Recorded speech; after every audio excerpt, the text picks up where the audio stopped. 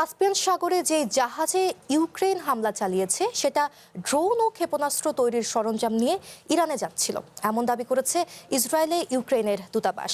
America ইরানে হামলার সাময়িক বিরতি ঘোষণার পর মধ্যপ্রাচ্যের এই যুদ্ধ কাস্পিয়ান সাগর ও এর আশপাশের এলাকায় ছড়িয়ে পড়ার আশঙ্কার কথা জানিয়েছে আল জাজিরা।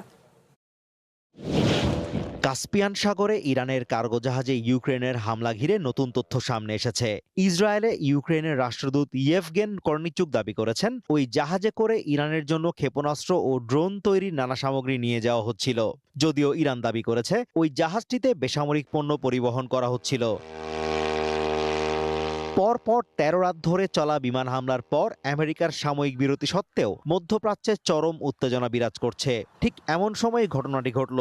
এর ফলে এতদিন ধরে ইরানের অন্যতম নিরাপদ নৌপথ হিসেবে পরিচিত কাস্পিয়ান সাগর সংঘাতের আরেকটি নতুন ক্ষেত্র হয়ে উঠবে কিনা তা নিয়েও প্রশ্ন দেখা দিয়েছে।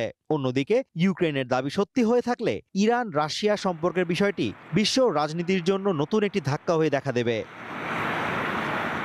ঐতিহাসিকভাবেই ইরান ও রাশিয়ার মধ্যে একটি সুসম্পর্ক রয়েছে।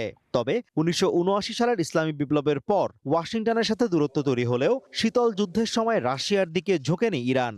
এরপর ৯০-এর দশকে সোভিয়েত ইউনিয়নের পতনের পর আমেরিকার একক প্রভাব ঠেকাতে বদলে যায় দুই দেশের সমীকরণ।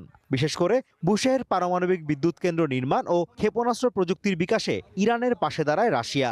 একই সাথে চায়নাকে সাথে নিয়ে সাংহাই সহযোগিতা সংস্থা ও ব্রিক্সের মতো জোটে নিজেদের অবস্থান শক্ত করে তারা। পরবর্তীতে সিরিয়া যুদ্ধের মধ্য দিয়ে এই দুই দেশের সম্পর্ক আরও শক্তিশালী হয়। ইউক্রেন সংঘাত শুরু হলে মস্কোকে হাজার হাজার শাহেদ ড্রোন দিয়ে সহায়তা করে তেহরান। যদিও আমেরিকার প্রেসিডেন্ট ডোনাল্ড ট্রাম্প দাবি করেছেন, ভ্লাদিমির পুতিন ইরানকে কোনো অস্ত্র বিক্রি করবেন না বলে জানিয়েছেন। তবে বিশ্লেষকরা বলছেন, মধ্যপ্রাচ্যে ইরান ইসরায়েল সংঘাতকে নিজেদের বড় অস্ত্র হিসেবে ব্যবহার করছে রাশিয়া।